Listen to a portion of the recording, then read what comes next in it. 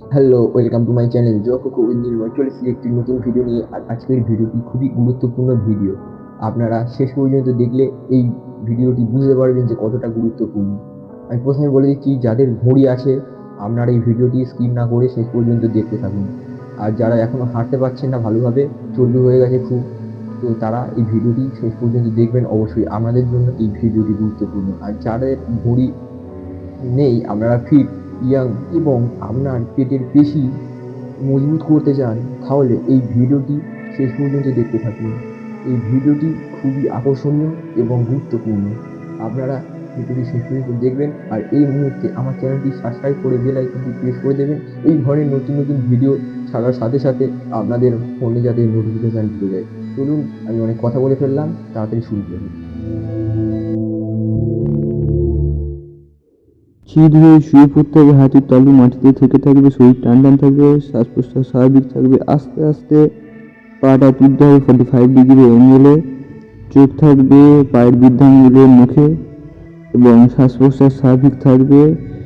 আপনারা এইভাবে প্রতিদিন 20 সেকেন্ড করে অভ্যাস করবেন, আস্তে আস্তে লাগিয়ে দিন।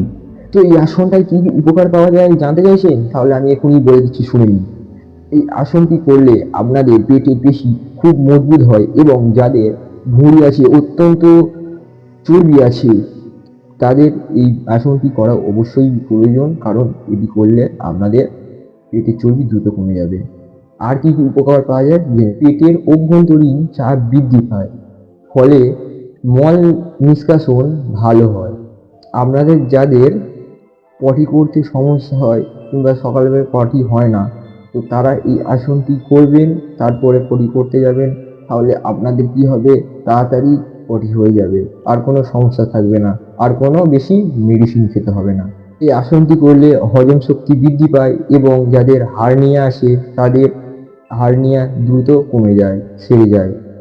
এই আসনটি করলে এইগুলো তো পাওয়া যায়, এর সাথে সাথে আপনাদের গোটা শরীরের নার্ভ, পা থেকে মাথা পর্যন্ত যে স্নায়ুগুলি আছে ওইগুলো সতেজ রাখতে সাহায্য করে। আপনারা এই আসনটি অবশ্যই করবেন। তাহলে আজকের এই পর্যন্তই। নমস্কার।